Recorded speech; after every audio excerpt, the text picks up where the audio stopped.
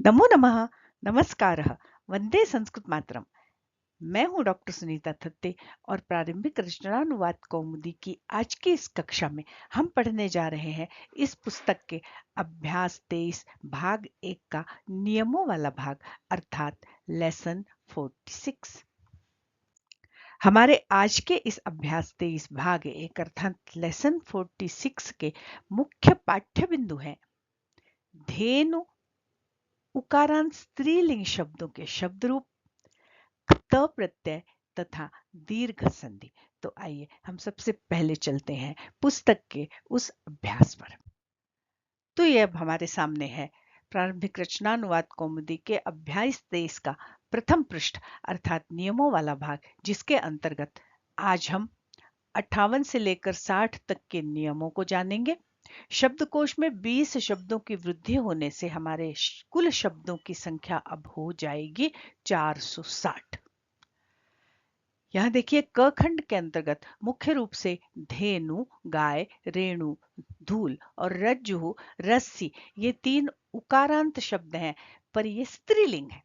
इनके हमें रूप याद करना है। उसके अतिरिक्त यहाँ पर देखिए सुलेखः, परिणामः, अंकः और अवकाशः, ये अकारांत पुल्लिंग शब्द। कक्षा, परीक्षा, संचिका और लेखनी, मसी, ये 4-5 स्त्रीलिंगी शब्द। और मसी पात्रम, मित्रम, उत्तरम, क्रीड़ा क्षेत्रम इत्यादि अकारांत नपुंसकलिंग शब्द भी हमारे शब्दकोश में बढ़ाए गए हैं और इनका प्रयोग करके हमको आगे के अनुवाद करना है।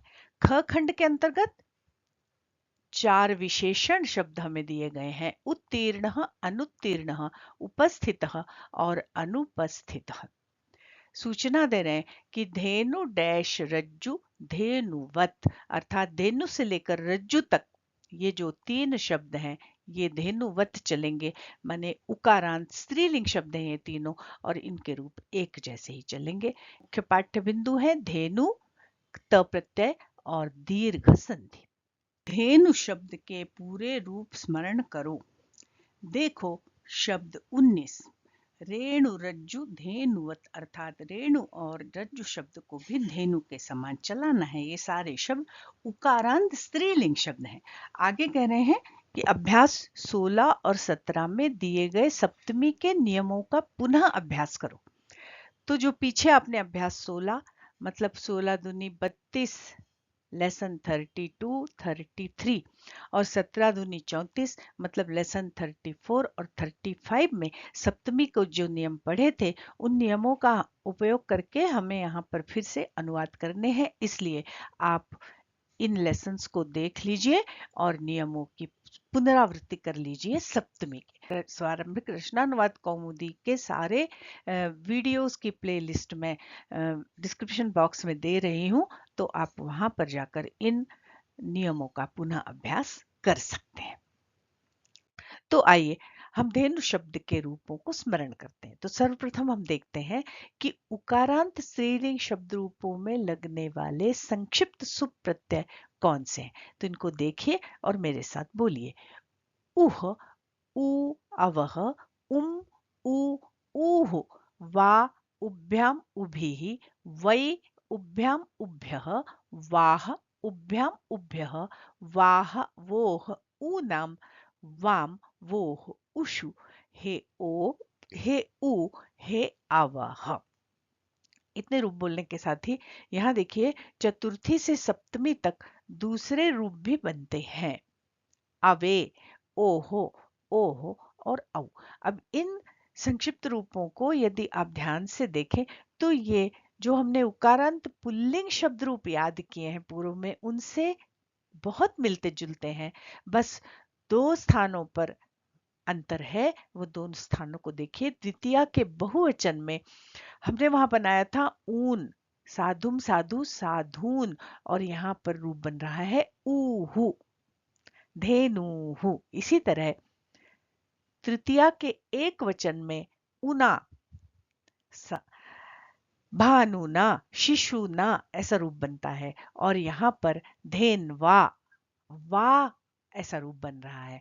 तो ये इन दो स्थलों को हमें विशेष रूप से याद रखना है जो उकारांत पुल्लिंग शब्द रूपों से अलग है। साथ ही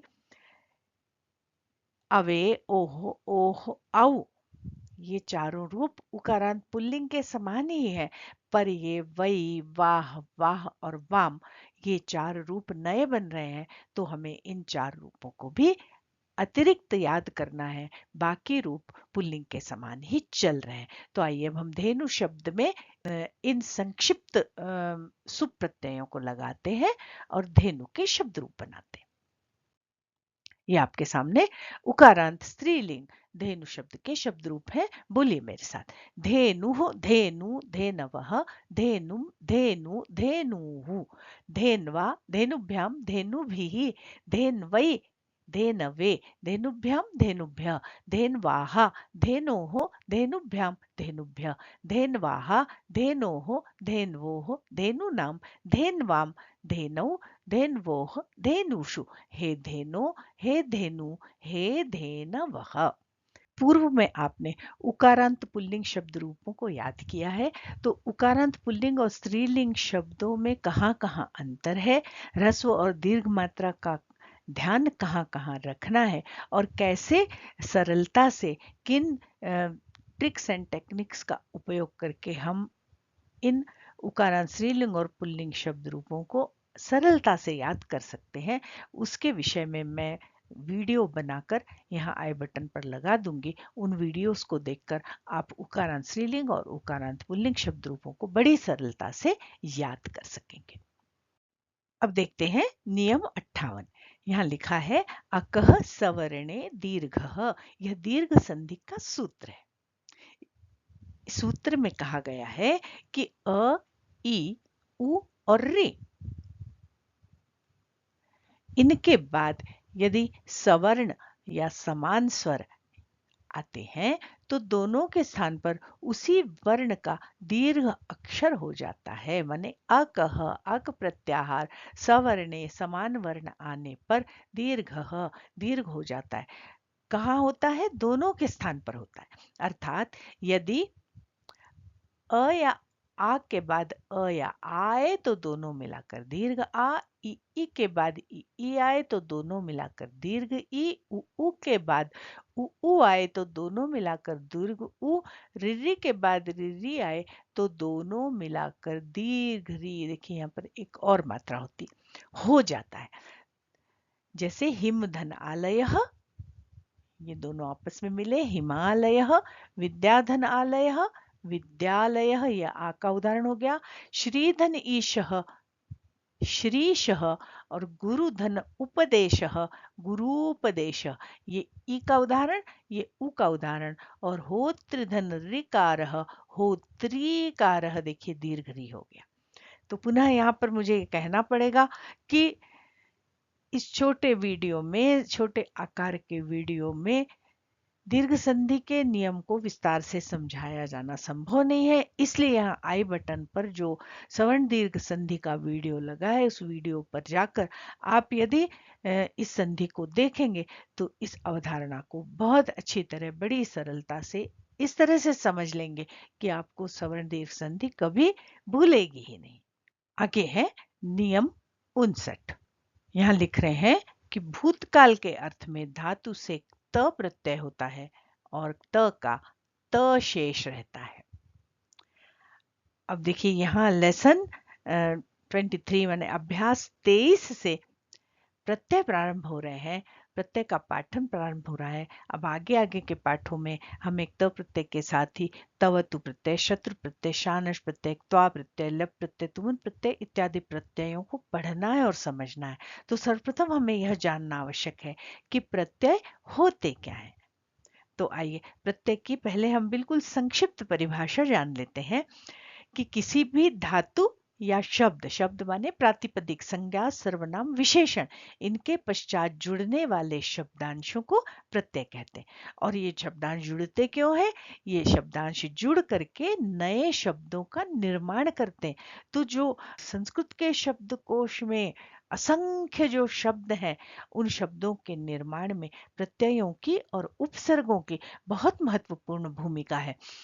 तो प्रत्यय और उपसर्ग पर बने वीडियो मैं आई बटन पर लगा दूंगी, आप विस्तार से इनको समझ लीजिए। यहाँ पर अभी केवल इतना समझिए कि धातु और शब्द के पश्चात जुड़कर जो शब्दांश नए शब्दों का निर्माण करते हैं उनको प्रत्यय कहते हैं, और उन्हीं में से पहला प्रत्यय हमारे सामने आया त। यद्यपि हम इसके पूर्व में शत्रु प्रत्यय के कुछ शब्द पढ़ चुके हैं, गच्छत, लिखत इत्यादि, पर शत्रु प्रत्यय हम आगे के पाठों में विस्तार से पढ़ने वाले हैं।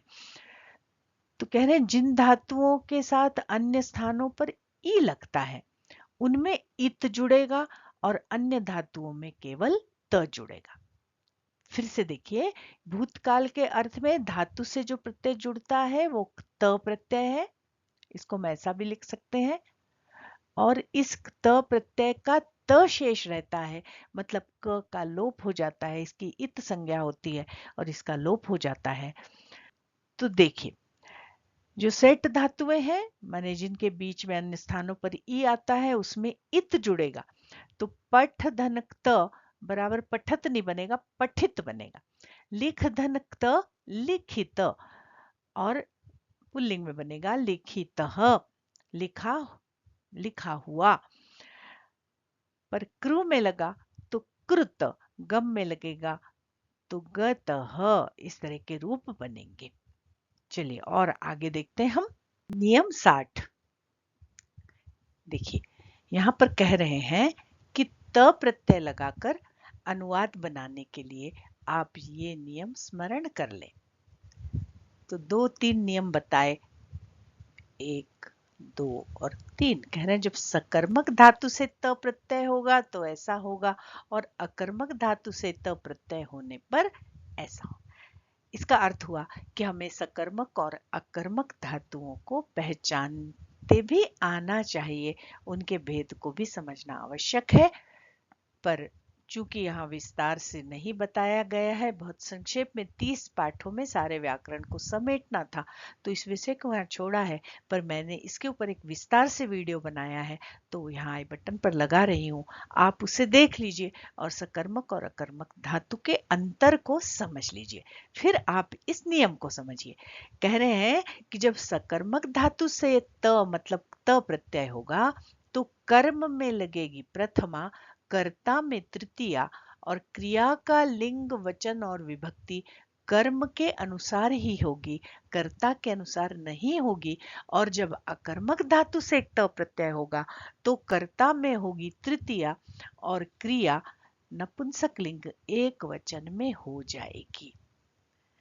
अब ये सकर्मक अकर्मक धातु क्या है, ये जानने के बाद हमें ये जानना भी आवश्यक है कि त प्रत्यय लगाने के बाद जब कर्म में प्रथमा और कर्ता में तृतीया हो जाती है तो यहाँ वाच्य परिवर्तन हो जाता है।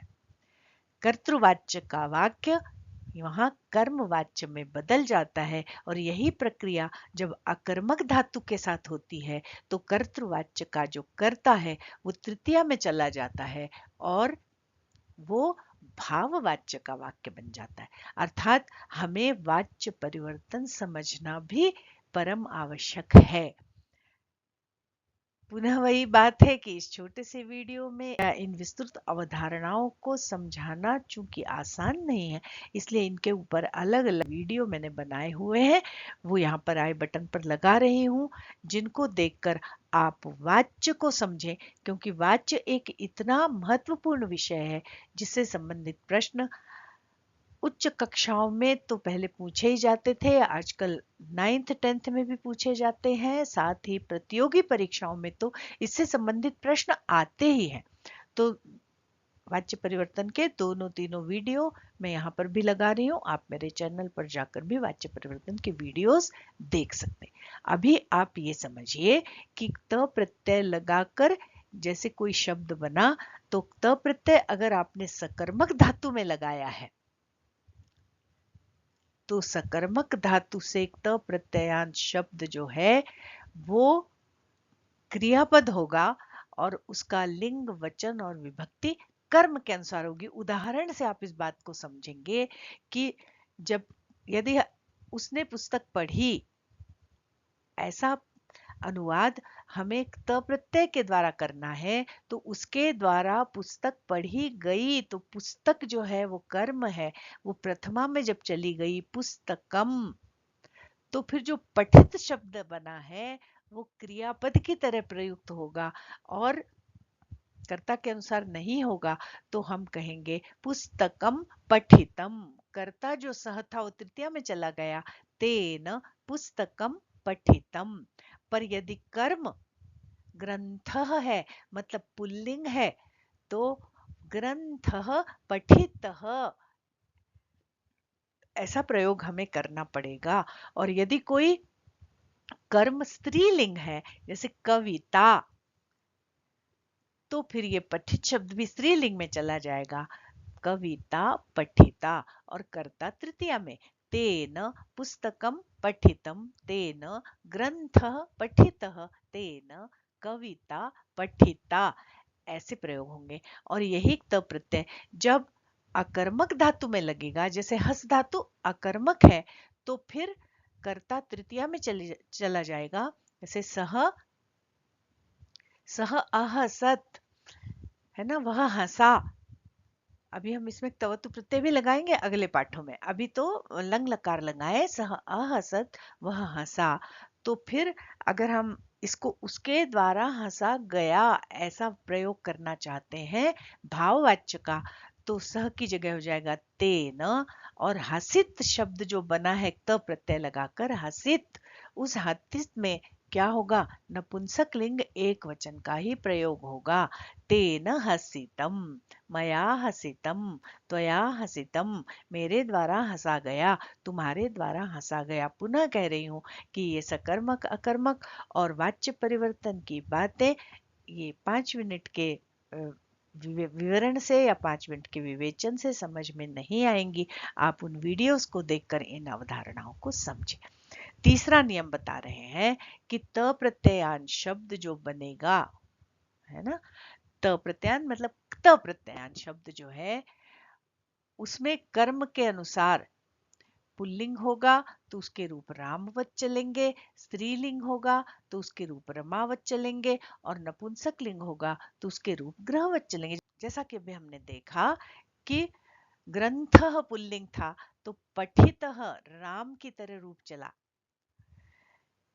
जब कविता स्त्रीलिंग शब्द था तो कविता पठिता रमा की तरह रूप चला, और जब नपुंसक लिंग पुस्तकम था तो पुस्तकम पठितम गृह के समान, गृहम गृहे गृहाणि, वैसे पठितम पठिते पठितानि, पुस्तकम पठितम पुस्तके पठिते पुस्तकानि पठितानि, ऐसे वाक्य बनेंगे। उदाहरण दे रहे हैं, जैसे उसने काम किया तो तेन, है ना, वह जो था वो तृतीया में चला गया, तेन कार्यम था तो कृतम, तेन पुस्तकम था तो पठितम, पर तेन लेख था पुल्लिंग है तो लिखित, तेन लेख लिखित, ये सकर्मक क्रिया के प्रयोग हो गए।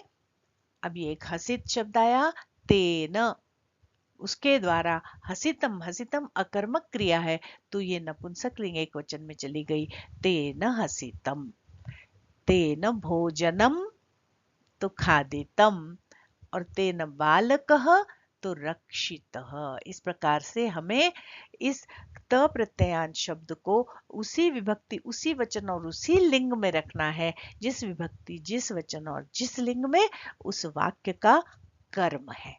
आइए अब हम आ गए हैं उदाहरण के वाक्यों पर, अर्थात इस पाठ के दूसरे वाले पेज पर। यहाँ पर कुछ उदाहरण के वाक्य हैं, देखिए, धेनुः गच्छति, धेनुम पश्य, धेनवे अन्नम देहि। यहाँ धेनु शब्द के विविध विभक्तियों में प्रयोग करके आपको उदाहरण के वाक्य दिखाए गए हैं। धेनु गच्छति, धेनु जाती है, प्रथमा, धेनुम पश्य, धेनु को देखो, द्वितीया, धेनवे अन्नम देहि, धेनु को अन्न दो, देने के योग में चतुर्थी, तस्याम कक्षायाम 10 छात्राः सन्ति। ये जो अभी आपको कहा था कि सप्तमी के नियमों की पुनरावृत्ति कर लीजिए, ये सप्तमी के प्रयोग देखिए चल रहे हैं।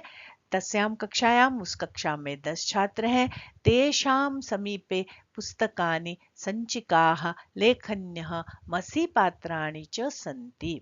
परीक्षायां, परीक्षा में 6 छात्राः उत्तीर्णाः, अन्ये अनुत्तीर्णाः च सन्ति। देखिए उत्तीर्ण, अनुत्तीर्ण, उपस्थित, अनुपस्थित ये विशेषणों का प्रयोग करके ये वाक्य बनाया।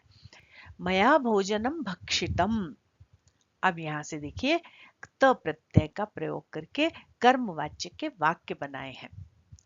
मया, मेरे द्वारा, देखिए अहम शब्द जो है अस्मत् शब्द तृतीया में चला गया। मेरे द्वारा भोजन खाया गया, मैंने भोजन खाया, मेरे द्वारा भोजन खाया गया। तो मया, मेरे द्वारा, भोजनम भक्षितम, भोजन खाया गया, तेन, उसके द्वारा, पुस्तकानि पठितानि, पुस्तकें पढ़ी गई। देखो जो कर्ता है वो तृतीया में चला गया और जो कर्म है वो प्रथमा में गया। पुस्तकानि, वैसे ही पठितम, पठिते, पठितानि, ये क्रियापद बना। पठित ये भी नपुंसकलिंग के बहुवचन में चला गया। देखिए ये पठित शब्द, ये कृत शब्द माने ट प्रत्यय से बने हुए शब्द आगे हम पढ़ेंगे कि विशेषण के रूप में भी प्रयुक्त होते हैं। अभी हम तो इसी रूप में इसको देखें कि क्रिया के स्थान पर इसका प्रयोग हो रहा है। मया पत्रम लिखितम, मेरे द्वारा पत्र लिखा गया। एक पत्र था तो पत्रम लिखितम, पर जैसे ही कर्म द्विवचन में गया, पत्रे लिखिते, तो लिखित शब्द भी द्विवचन में चला गया। पत्रम लिखितम, पत्रे लिखिते, पत्राणि लिखितानि च, और बहुत सारे पत्र लिखे गए। इसी तरह त्वया, तुम्हारे द्वारा, कार्यम कृतम, एक कार्य था तो कृतम, किया गया, और कार्याणि, बहुत सारे कार्य, कृतानि, बहुत सारे कार्य थे तो कृतान्य हो गया। तो इस तरह से इन उदाहरणों के आधार पर हमको आगे के अनुवाद करना है। तो ये देखिए आपके सामने संस्कृत बनाने के लिए वाक्य है। या क खंड में उकारांत शब्दों का विविध विभक्तियों में प्रयोग करके आपको वाक्य बनाना है। गाय आई, है ना, धेनु आगच्छत, गाय को लाओ, गाय का दूध पियो, गाय को दूध, धूल, रस्सी, ये सब शब्द जो उकारांत स्त्रीलिंग उनका प्रयोग करना है। फिर यह विद्यालय है, यहाँ पर छात्र पढ़ते हैं, कक्षा में 9 छात्र उपस्थित हैं, 1 अनुपस्थित है। ये इस तरह के वाक्य हम पूर्व में बना चुके हैं, है ना। पुनरावृत्ति के तौर पर हमको इन्हें फिर से बनाना है और ये उत्तीर्ण, अनुत्तीर्ण, उपस्थित, अनुपस्थित इत्यादि विशेषणों का प्रयोग करके हमें अनुवाद करने हैं। और फिर सप्तमी के 2-3 प्रयोग हैं यहाँ पर देखिए। कॉपी पर कलम से सुलेख लिखो, परीक्षा में अच्छे अंक प्राप्त करो, आज विद्यालय में छुट्टी है अतः क्रीड़ा क्षेत्र में खेलो। तो वो जो सप्तमी के पाठ थे अभी हमने देखे, अभ्यास 16 और अभ्यास 17 मैंने लेसन 32 से लेसन 35 तक के लेसन्स में आपको ये सप्तमी के नियम मिल जाएंगे, उनकी आप पुनरावृत्ति कर लीजिए। इन छात्रों के पास पुस्तकें, कलम, शाही और दावात हैं। सत्य के बोलने में तत्पर हो और धर्म ग्रंथों में वेद श्रेष्ठ है। ये सारे पुनरावृत्ति के वाक्य हैं। और अब ग खंड देखते हैं हम। ग खंड के अंतर्गत अभी हमने जो वाक्य बनाए कर्मवाच्य के और भाववाच्य के, वैसे वाक्य आपको बनाना है। मतलब भले ही लिखा है बालक ने पुस्तक पढ़ी, बालकः पुस्तकम अपठत, ये कर्तृवाच्य का वाक्य है, पर हमें यहाँ पर बनाना है बालक के द्वारा पुस्तक पढ़ी गई, बालकेन पुस्तकम पठितम, ऐसे वाक्य बनाना है हमको। मैंने पुस्तक पढ़ी, कर्ता को तृतीया में ले जाइए, कर्म को प्रथमा में लाइए, और फिर जो त प्रत्यय लगा के आपने क्रिया बनाई है उस क्रिया को कर्म के अनुसार बनाइए। जिस विभक्ति, जिस वचन और जिस लिंग में कर्म है उसी विभक्ति, उसी वचन और उसी लिंग में ये पठित शब्द को भी, त प्रत्यय से बने हुए शब्द को भी ले जाइए। तो ये वाक्य आपको बनाने हैं, इनके अनुवाद करने हैं। यहाँ देखिए अशुद्ध वाक्यों का शुद्धिकरण। अहम पुस्तकानि पठितम, तो ये सारे शब्द शुद्ध है, पुस्तकानि को छोड़कर। अहम की जगह हो जाएगा मया और पठितम की जगह हो जाएगा पठितानि, मया पुस्तकानि पठितानि। सेनापति ही बालकस्य रक्षितम, अब हम जो त प्रत्यय का प्रयोग कर रहे हैं तो कर्मवाच्य का वाक्य बनेगा। ये सेनापति तृतीया में जाएगा, सेनापति ना। और फिर चूंकि बालक शब्द जो है वो कर्म है तो वो प्रथमा में जाएगा, बालक कह। और उसी के हिसाब से ये वाक्य बनेगा रक्षितः, बालकः रक्षितः। त्वं फलानि खादितम्, तो त्वम नहीं होगा। तृतीया में जाइए, खादित शब्द का प्रयोग कर रहे हैं तो कर्मवाच्य के हिसाब से कर्ता तृतीया में जाएगा, त्वया। त्वया फलानि। अब फलानि की तरह ही खादित शब्द भी होगा, उसी व्यक्ति उसी वचन और उसी लिंग में, और हमारा शुद्ध वाक्य बनेगा त्वया फलानि खादितानि। पुनः कह रही हूं, अगर ये समझ में नहीं आ रहा है तो आप वाच्य परिवर्तन के भूतकाल के वीडियो को देखें तो आपको ये बातें बहुत अच्छी तरह से समझ में आ जाएंगी। अब आगे के प्रश्न आपको हल करने हैं। देखिए, चौथे का क, धेनु शब्द के पूरे रूप लिखो। इन धातुओं के त प्रत्यय लगाकर रूप बनाओ। पठ, लिख, गम, क्रू, रक्ष, हस। वाक्य बनाओ। कृतम रक्षितः पठितानि लिखितः धेनोः मित्र से इत्यादि शब्दों का प्रयोग करके। और संधि करो, अभी जो दीर्घ संधि हमने पढ़ी है, विद्याधन आलय, शिष्टधन आचारः, महाधनात्मा, श्रीधनीशः, गिरिधनीशः, पठितनिदम और गुरुधन उपदेश तथा भानुधन उदयः। इन शब्दों में आपको संधि करके उत्तर लिखने हैं। तो आप लोग प्रयास कीजिए, उत्तर लिखिए। बहुत शीघ्र मैं आपको इनके उत्तर आंसर की के अगले वीडियो में दे रही हूँ। तो हमारा ये अभ्यास यहाँ पर समाप्त होता है। निश्चित रूप से एक साथ प्रत्यय, सकर्मक कर्मक क्रिया और कर्तृवाच्य, कर्मवाच्य और भाववाच्य इत्यादि वाच्य परिवर्तन की कठिन अवधारणाओं से युक्त होने के कारण यह पाठ आपको बहुत सरल नहीं लगा होगा। तो आपसे पुनः यहाँ पर कह रही हूँ कि आई बटन पर लगे हुए इन सारी अवधारणाओं से संबंधित वीडियोस को आप अवश्य देखें। उसको देखने के बाद आपके लिए यह पाठ एकदम सरल हो जाएगा। आशा है कि इस पाठ में बताई गई अवधारणाएं आपको अच्छी तरह समझ में आ गई होंगी। तो आज के लिए बस इतना ही। बहुत शीघ्र मिलते हैं इसी अभ्यास 23 के अगले भाग 2 अर्थात आंसर की के साथ लेसन 47 में। तब तक के लिए नमस्कार। जय तु संस्कृतम, जय तु भारतम, पुनर्मिलामः।